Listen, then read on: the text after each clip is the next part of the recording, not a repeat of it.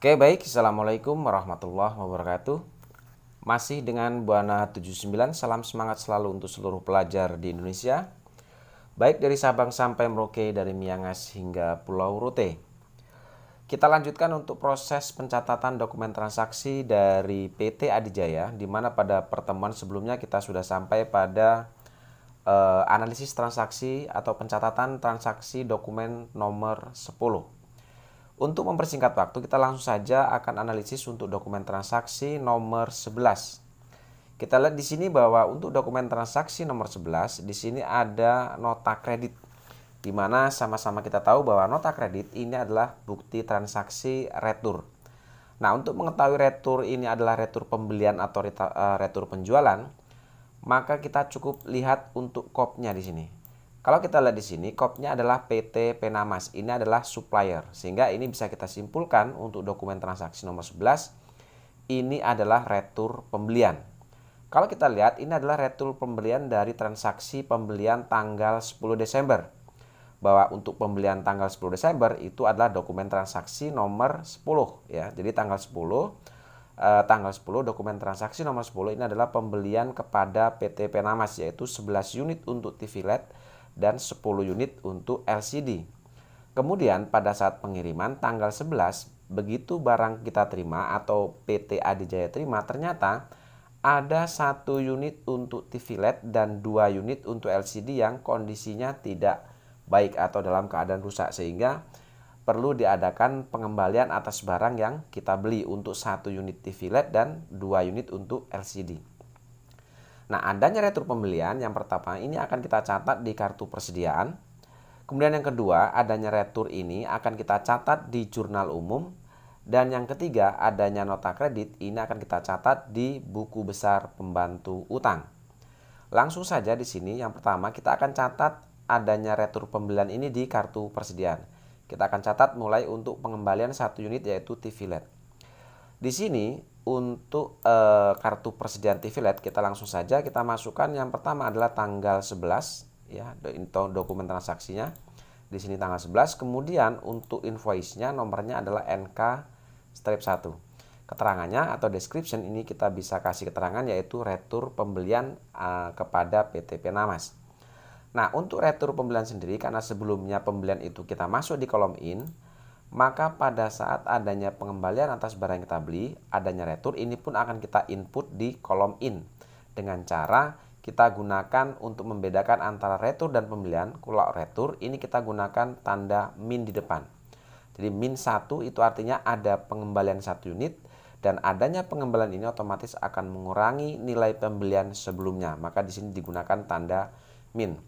Nah, untuk kolom price sendiri ini kita akan masukkan yaitu 10 juta sesuai dengan harga pembelian saat terjadinya pembelian. Sehingga total pengembalian barang untuk TV LED di sini adalah 10 juta. Kemudian setelah kita masukkan untuk nilai returnya, maka kita akan masuk ke kolom saldo atau kolom balance. Sebelumnya ada persediaan yaitu 44 unit. Nah, pada saat ada pengembalian 1 unit, maka otomatis jumlah persediaan kita itu berkurang menjadi 43 unit karena ada pengembalian 1 unit. Kemudian untuk kolom price sendiri kita masukkan 10 juta sesuai dengan harga pokok barang yang sebelumnya, sehingga total persediaan barang kita atau nilai persediaan barang kita per tanggal 11 ini menjadi 430 juta setelah adanya pengembalian 1 unit tadi. Oke, itu untuk pencatatan retur untuk 1 unit TV LED. Sekarang kita masukkan untuk adanya pengembalian 2 unit ini untuk persediaan LCD. Kita masuk ke kartu persediaan LCD. Kita langsung masukkan saja untuk keterangan awalnya sama, tanggal 11, kemudian NK-1 untuk nota invoice-nya, dan keterangannya adalah retur kepada PT Penamas. Sama halnya dengan TV LED, cara masukkan kita masuk ke kolom in, karena ada pengembalian 2 unit, maka otomatis kita akan masukkan nilainya adalah min 2. Dan adanya pengembalian 2 unit otomatis akan mengurangi pembelian LCD sebelumnya. Kemudian kolom price kita masukkan sesuai dengan harga pembelian yaitu 8 juta, sehingga total nilai untuk retur untuk LCD yaitu berjumlah 16 juta. Lalu kita lanjut ke kolom balance atau saldo atau nilai saldo persediaannya di kolom balance. Di sini kita lihat bahwa sebelumnya ada saldo 29 unit untuk LCD. Karena adanya pengembalian 2 unit ini, maka otomatis jumlah persediaan barang LCD berkurang menjadi 27 unit dengan harga pokok di sini 8 juta, sehingga total nilai persediaan barang dagangan kita per tanggal 11 ini sekarang menjadi 216 juta rupiah. Oke, itu pertama pencatatan ke kartu persediaan pada saat adanya retur. Kemudian yang kedua, adanya retur ini pun akan kita catat di jurnal umum. Kita masuk ke general jurnal di sini. Oke, sekarang kita masukkan untuk tanggalnya sesuai seperti tadi tanggal 11, kemudian invoice-nya atau nomor buktinya adalah NK-1. Nah, jurnal untuk mencatat adanya pengembalian barang yang kita beli, maka jurnalnya di sini adalah akun payable merchandise inventory, akun payable pada merchandise inventory dan PPN income.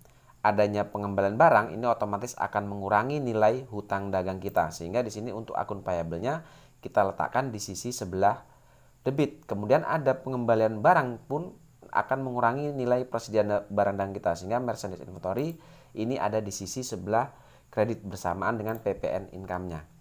Nah, untuk nilai merchandise inventory ini bisa kita ambil dari total harga ini atau total nilai pengembalian barang yang kita retur di sini adalah 26 juta. Kita masukkan ini tuh di sisi sebelah kredit, berarti di sebelah sini. Oke, kita masukkan nilainya 26 juta. Lalu kemudian untuk PPN-nya sendiri ini kita ambil dari kolom PPN yaitu 2.600.000. Sehingga jumlah nilai persediaan plus PPN ini otomatis akan mengurangi nilai hutang dagang kita, sehingga di sini untuk akun payable-nya itu berjumlah 28.600.000 dengan masing-masing untuk kode akun dari akun payable sampai PPN itu adalah 2 strip 100, 1 strip 1500 dan 1 strip 1910. Ini sesuai dengan yang ada di kode akun. Jangan lupa bahwa setiap jurnal ini kita masukkan kode akun ya. Ini di atas tadi lupa. Kemudian selanjutnya setelah kita catat di jurnal umum, maka ada retur pembelian ini akan kita catat juga di buku besar pembantu piutang. Buku besar pembantu utang, kita masukkan di subsidiary ledger account payable atas nama di sini kalau kita lihat adalah PT Penamas, berarti yang ini. Ya, berarti yang ini buku besarnya. Nah, cara masukkannya sama ya. Seperti sebelum-sebelumnya kita masukkan dulu tanggalnya, tanggal 11, kemudian keterangannya di sini adalah retur pembelian kepada PT Penamas yaitu dengan kode NK-1. Lalu kita lihat di jurnal umum tadi bahwa adanya pengembalian barang yang kita beli itu akan mengurangi hutang dagang kita. Untuk akun payable sendiri di jurnal umum ini ada di sisi sebelah debit, nilainya adalah 28.600.000. Nah, pengurangan atas nilai hutang dagang ini yang kita catat di jurnal umum ini akan kita posting ke buku besar pembantu utang. Ya. Makanya di sini untuk ref-nya sendiri kita kasih kode untuk jurnal umum di situ.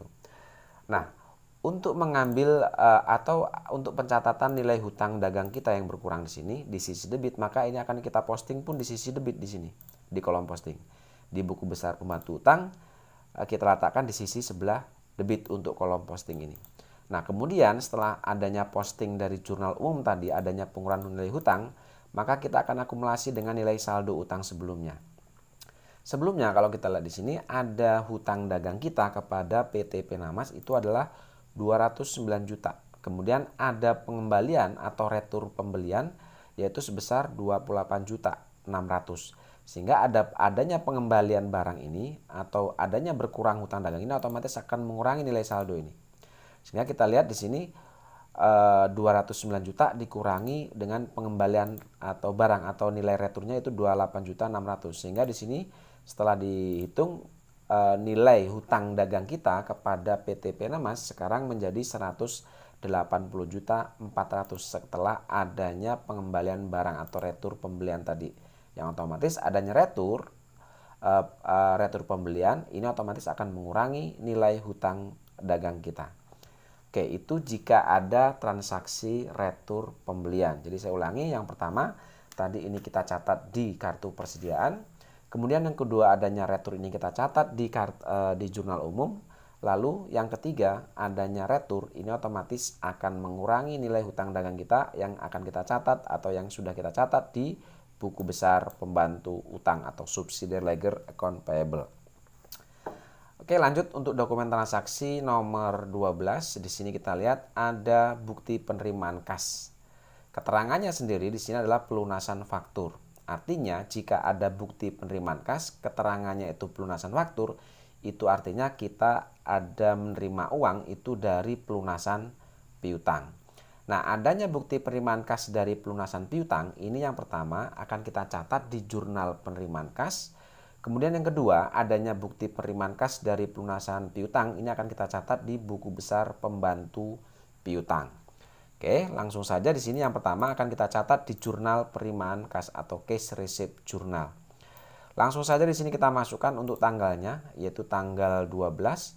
Kemudian untuk buktinya di sini adalah BKM 12-2. Untuk description-nya atau keterangannya kita masukkan Toko Indah karena kita menerima pelunasan piutang dari Toko Indah. Oke, lalu kita masuk ke dokumen, kita lihat bahwa jumlah yang kita terima di sini adalah 158.400. Nah, karena yang jumlah yang kita terima ini, maka otomatis ini akan kita masukkan di kolom debit, di sisi debit kolom cash in bank ini. Nah, kemudian di sini ada keterangannya pelunasan faktur F12-1 tertanggal 6 Desember dikurangi dengan sales retur. Nah, karena penerimaan yang kita terima itu dari pelunasan piutang, maka otomatis kita akan masuk ke kolom account receivable. Untuk mengetahui berapa nilai account receivable, ini kita sesuaikan dengan keterangan ini. Kita lihat bahwa ini adalah pelunasan faktur yang terjadi tanggal 6 Desember. Sekarang kita lihat untuk transaksi tanggal 6 Desember. Oke, di sini kita lihat ini berarti ya dokumen nomor 5 tanggal 6 Desember. Di sini kita menjual kepada Toko Indah. Nah, piutang terjadi pada saat terjadinya penjualan itu jumlahnya adalah 195.800. Oke, sekarang kita hitung di sini. Kita masukkan 195.800. Oke, lalu kemudian adanya penjualan ini itu dikurangi dengan retur. Ya, kita lihat returnya itu terjadi di tanggal 7, yaitu dokumen nomor 7. Untuk returnya sendiri, jumlah returnya di sini kita lihat adalah 37.400. 37.400. Nah, untuk mengetahui berapa nilai piutang kita, maka ini kita tinggal kurangkan nilai penjualan atau jumlah penjualan dikurangi dengan jumlah returnya. Maka ketemulah di sini jumlah 158.400. Inilah nilai piutang yang dilunasi tanggal 12 tadi. Kita masukkan untuk nilai ini ke kolom account payable. Nah, kemudian setelah nilai piutang ini kita masukkan ke kolom account payable, kita lihat sekarang kita di kolom cash in bank ini. Ternyata jumlah uang yang kita keluarkan sama dengan nilai piutangnya. Sehingga jika sudah sama, uang yang kita keluarkan sudah sama dengan nilai piutang, maka otomatis pencatatan ini bisa dikatakan sudah selesai. Oke, itu yang pertama. Yang kedua, setelah adanya pencatatan di jurnal penerimaan kas, maka adanya bukti penerimaan kas. Tadi kita kembali ke dokumen transaksi nomor 12 ya, yang ini ya berarti. Oke, setelah kita catat di jurnal penerimaan kas yang kedua, maka adanya bukti penerimaan kas ini akan kita catat di buku besar pembantu piutang. Ya. Kita lihat sebelum kita masuk ke buku besar pembantu piutang, kita lihat bahwa adanya pelunasan piutang atau penerimaan dari adanya pelunasan piutang. Kita lihat bahwa account receivable itu ada di sisi sebelah kredit. Nilainya yang dilunasi piutangnya adalah 158.400. Adanya pelunasan ini otomatis akan mengurangi nilai piutang.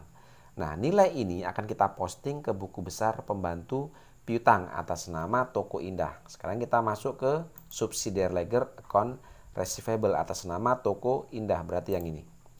Oke, kita masukkan dulu untuk tanggalnya, tanggal 12 keterangannya adalah pelunasan F12-1. Oke, karena kita akan posting nilai pelunasan piutang tadi dari jurnal penerimaan kas, maka otomatis di buku besar pembantu piutang untuk refnya sendiri ini kita masukkan keterangan CRJ. Oke, kita lihat di sini tadi bahwa di jurnal penerimaan kas, piutang itu yang dilunasi itu ada di sisi sebelah kredit, sehingga 158.400 ini pun di buku besar pembantu piutang akan kita letakkan di sisi sebelah kredit seperti ini. Oke, setelah kita posting yang dari jurnal penerimaan kas tadi ke buku besar pembantu piutang, sekarang kita akan coba masuk ke kolom saldo piutangnya. Oke, sebelumnya ada piutang 486.200.000, kemudian per tanggal 12 itu ada pelunasan piutang sebesar 158.400.000. Nah, adanya pelunasan piutang ini otomatis akan mengurangi nilai piutangnya. Sehingga kita setelah ini dihitung, maka piutang atas nama Toko Indah sekarang menjadi 327.800.000. Jadi 486.200.000 dikurangi dengan 158.400.000. Maka ketemu saldo piutang sebesar 327.800.000. Ya, ini untuk jumlah piutang kita kepada Toko Indah per tanggal 12 menjadi 327.800.000. Oke, itu jika ada bukti penerimaan kas dari pelunasan piutang. Oke, sekarang kita masuk ke dokumen transaksi nomor 13. Untuk dokumen transaksi nomor 13, di sini kita lihat ada nota kontan. Nota kontan ini adalah bukti transaksi tunai. Nah, apakah ini penjualan tunai atau pembelian tunai? Maka kita cukup lihat kopnya. Ternyata di sini adalah perusahaan PT Adijaya atau perusahaan yang sedang kita buatkan laporan keuangan. Maka ini bisa kita simpulkan untuk nota kontan dengan kop perusahaan sendiri, ini adalah penjualan tunai atau bukti transaksi penjualan tunai. Nah, adanya transaksi penjualan tunai yang pertama ini akan kita catat di penerimaan kas atau jurnal penerimaan kas. Yang kedua, adanya penjualan tunai ini akan kita catat di kartu persediaan. Dan yang ketiga, adanya penjualan tunai, yang pertama tadi jurnal penerimaan kas, dan yang kedua di kartu persediaan ya, hanya dua ya. Yang pertama di jurnal penerimaan kas dan kartu persediaan. Dan yang ketiga ini karena setiap penjualan itu harus dicatat harga pokok, maka yang ketiga selain di jurnal penerimaan kas, kemudian di kartu persediaan, maka akan kita catat juga di jurnal umum untuk mencatat harga pokok barang yang kita jual ini. Oke, sekarang kita langsung saja. Yang pertama kita akan catat di jurnal penerimaan kas atau cash receipt journal. Yaitu kita masukkan yang pertama tanggalnya tanggal 13. Oke, buktinya adalah NK atau KN01, keterangannya adalah penjualan tunai. Oke, dari transaksi penjualan tunai ini kita menerima uang sebesar 180.400.000. Nah, jumlah penerimaan ini langsung kita masukkan ke kolom cash in bank. Nah, jumlah yang kita terima 180.400.000 ini karena bukan dari pelunasan piutang, maka pencatatan adanya penjualan tunai ini akan kita catat di sisi kredit, itu di kolom order. Nah, akun yang terkait dengan adanya penjualan tunai yang pertama untuk total harga ini yaitu sebesar 164 juta atau nilai penjualan ini akan kita catat dengan akun sales dengan kode 41100, jumlahnya adalah sesuai dengan nilai penjualannya yaitu 164 juta. Lalu yang kedua, untuk PPN sendiri, nilai PPN atau jumlah PPN ini akan kita catat dengan akun PPN outcome dengan kode akun 21500. Jumlahnya adalah 16.400.000. Nah, nilai penjualan plus PPN maka otomatis akan menjadi nilai pendapatan kita yang sudah kita catat di kolom sebelah debit atau sisi debit kolom cash in bank ini. Oke, itu jika ada penjualan tunai di jurnal penerimaan kas. Cara pencatatannya di sisi debit kita masuk di kolom cash in bank, di sisi kredit kita masukkan di kolom order dengan menyebutkan nama akun untuk nilai penjualannya yaitu sales dan untuk PPN-nya adalah PPN outcome. Oke, itu yang pertama. Yang kedua, adanya penjualan tunai ini akan kita catat di kartu persediaan. Kita lihat di sini bahwa untuk penjualannya sendiri tanggal 13 itu kita menjual 7 unit untuk TV LED dan 8 unit untuk LCD. Kita masukkan di kartu persediaan untuk yang TV LED dulu. Kita masukkan tanggalnya tanggal 13. Oke, invoice-nya kita masukkan adalah KN01, keterangannya adalah penjualan tunai. Karena ini transaksi penjualan, maka kita masukkan di kartu persediaan di kolom out. Ya, kita masukkan di kolom out ini. Oke, kita masukkan nilai penjualan atau jumlah penjualan adalah 7 unit. Oke, dengan harga pokok barang yang kita jual, kalau kita lihat sebelumnya ada 43 unit dengan harga pokok 10 juta, kemudian di tanggal 13 kita jual 7. Maka harga pokoknya kita mengikuti yang di kolom bawah ini, yaitu 10 juta. Sehingga total harga pokok barang yang kita jual untuk yang 7 unit yaitu T-Flat itu besarnya adalah 70 juta. Oke, sekarang kita masuk ke kolom saldo setelah memasukkan jumlah penjualannya ini. Oke, sekarang kita hitung untuk nilai persediaannya. Sebelumnya ada persediaan 43 unit, kemudian dijual 7 unit, maka otomatis per tanggal 13 persediaan kita menjadi 36 unit dengan harga pokok 10 juta. Total nilai persediaan per tanggal 13 ini sekarang menjadi 360 juta rupiah. Oke, itu untuk yang TV LED. Sekarang kita catat di kartu persediaan untuk yang persediaan LCD.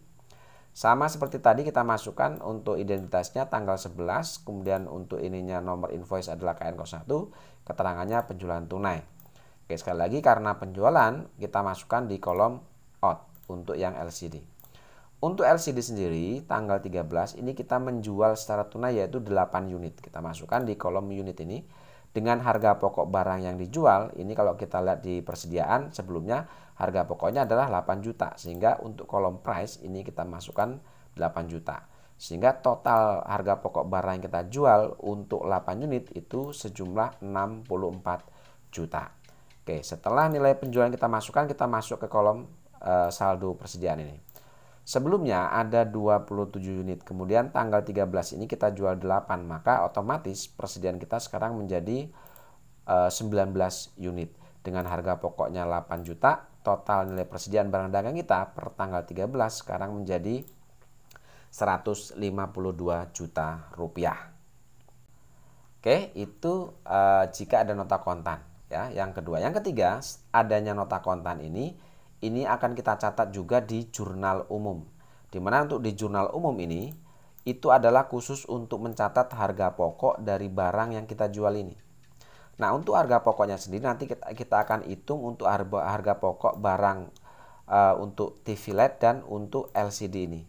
Ya, oke, sekarang kita masukkan dulu di jurnal umum. Kita masukkan untuk tanggalnya tanggal 13. Kemudian nomornya tadi adalah KN01. Nah, jurnal untuk mencatat harga pokok dari barang yang kita jual, jurnalnya adalah cost of goods sold pada merchandise inventory. Nah, dengan kode akun masing-masing untuk cost of goods sold 51100 dan merchandise 11500. Nah, untuk nilainya sendiri, sisi debit dan sisi kreditnya, ini kita akan hitung nilai harga pokok yang ada di kartu persediaan. Untuk TV LED, total harga pokok barang yang kita jual untuk yang 7 unit itu adalah 70 juta. Ya. Sedangkan untuk yang LCD itu adalah 64 juta. Oke, sekarang kita hitung 64 juta ini ditambah dengan harga pokok barang yang LCD tadi yaitu 70 juta. Maka ketemulah hasil yaitu 134 juta. Nah, sehingga 134 juta ini kita masukkan untuk nilai yang ada di jurnal umum untuk cost of goods sold dan merchandise inventory. Ya, seperti itu ya.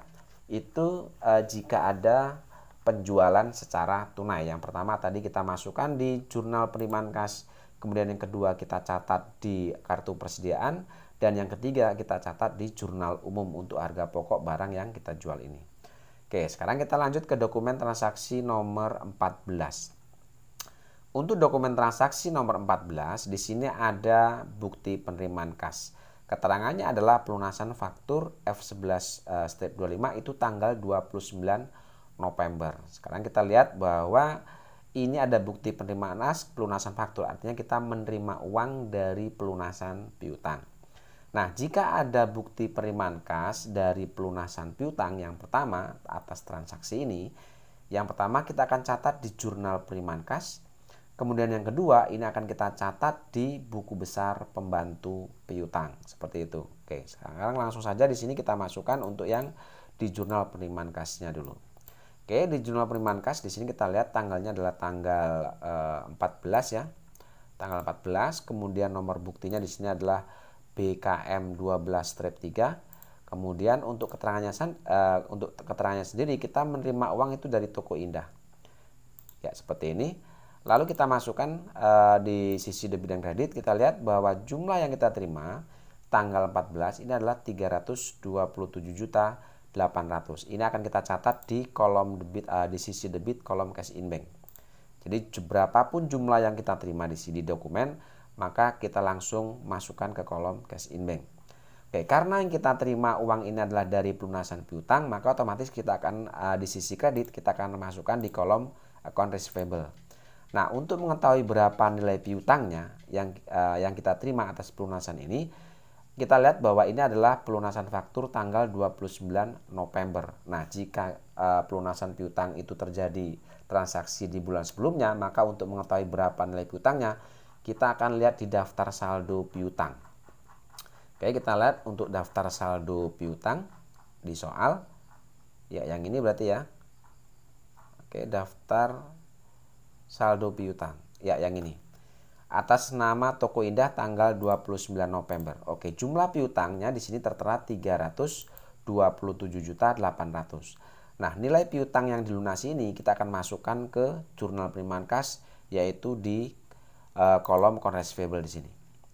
Oke, setelah kita masukkan jumlah piutangnya, maka akan kita cocokkan dengan jumlah uang yang kita terima.